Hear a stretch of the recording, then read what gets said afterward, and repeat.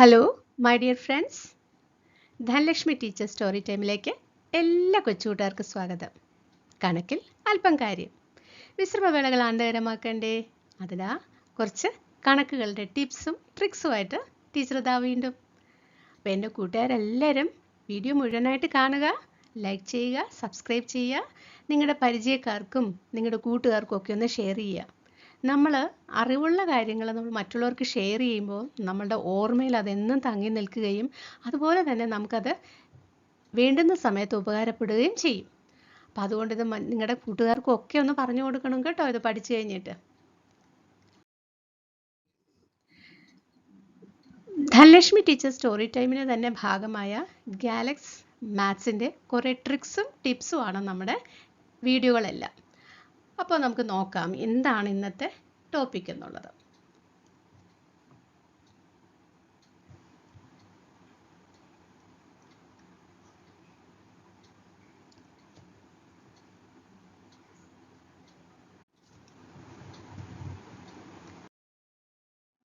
How to find half of a particular number. അതായത് ഒരു സംഖ്യ നമുക്ക് കിട്ടിയാൽ അതിൻ്റെ പകുതി എങ്ങനെ കണ്ടുപിടിക്കുക എന്നുള്ളതാണ് ഇന്നത്തെ ടോപ്പിക്.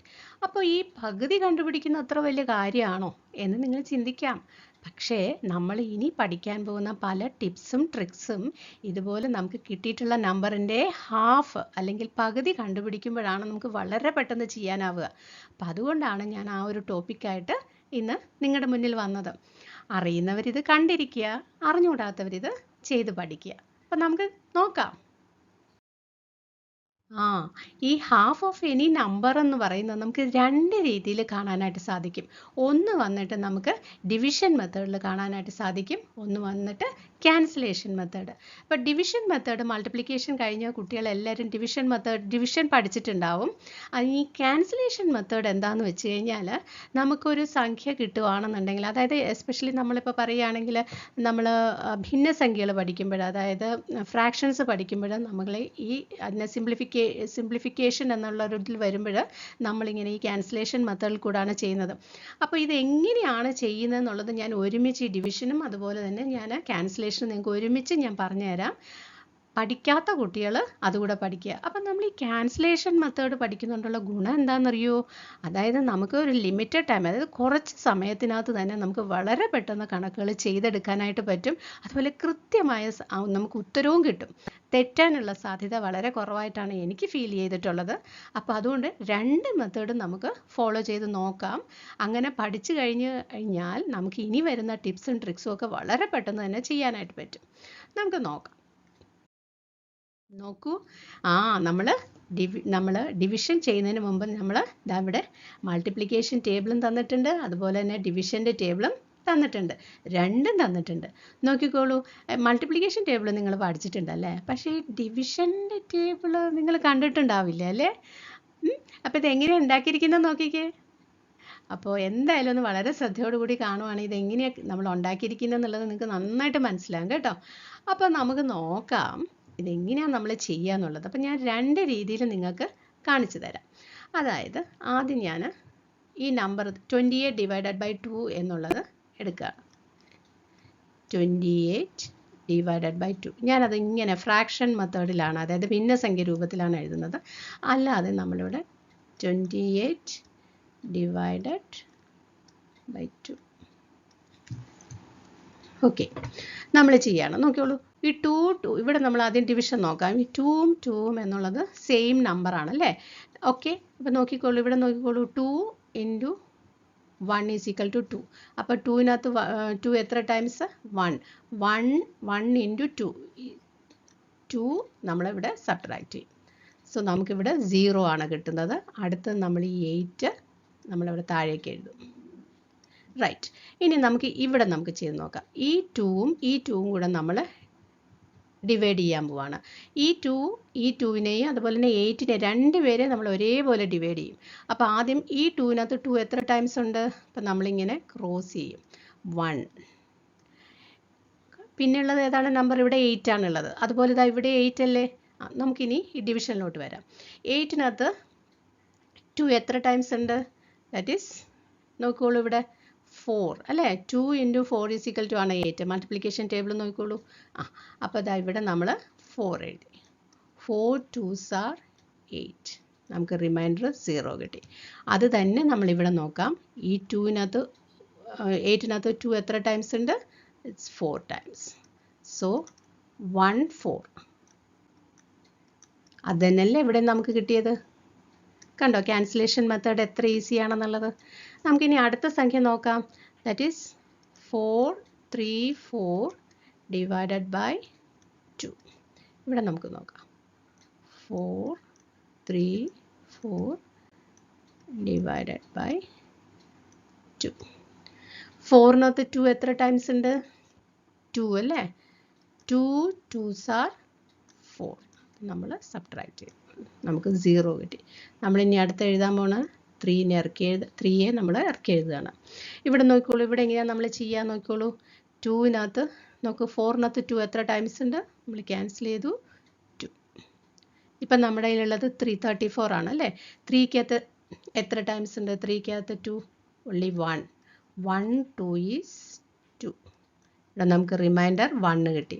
ഇനി അടുത്ത് നമ്മൾ എന്താ ചെയ്യേണ്ടത്? 4-നെ നമുക്ക് താഴേക്ക് എഴുതണം. അപ്പോൾ 14 ആയി. ഇവിടെ നമുക്ക് അതുപോലെ ചെയ്യാം. ഈ 3-കകത്ത് എത്ര 2 ഉണ്ട്?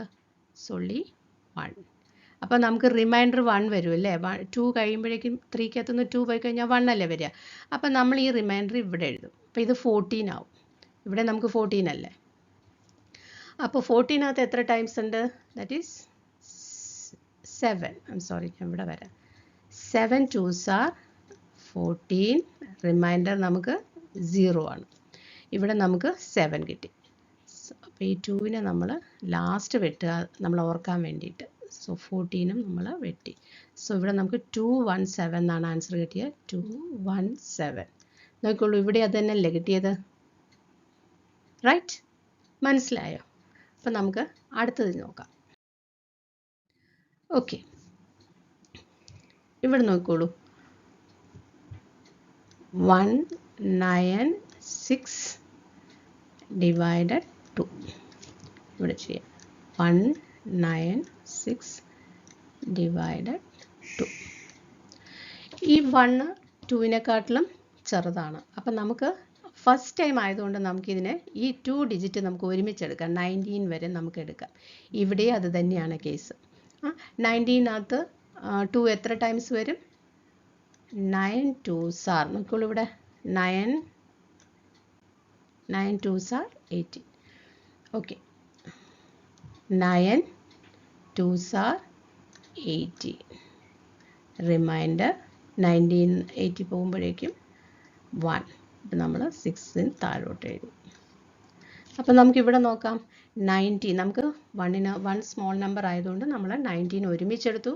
19-നകത്ത് 2 എത്ര ടൈംസ് ആണ്? It's 9 times. ഓക്കെ, അപ്പോൾ റിമൈൻഡർ വന്നിട്ടുണ്ട്. അതുകൊണ്ട് നമ്മളിതിനെ 16 ആക്കി. ആ 16 തന്നെയല്ലേ ഇവിടെ നമുക്ക് കിട്ടിയിരിക്കണേ? ഓക്കെ, 16-നകത്ത് 2 എത്ര ടൈംസ് ഉണ്ട്? നോക്കോളൂ ഇവിടെ. 8 അല്ലേ? 8 2s are 16. റിമൈൻഡർ 0. സോ ഇവിടെ നമുക്ക് 8 2s are. നമ്മൾ ലാസ്റ്റ് ഈ 2-നെ വിട്ടു.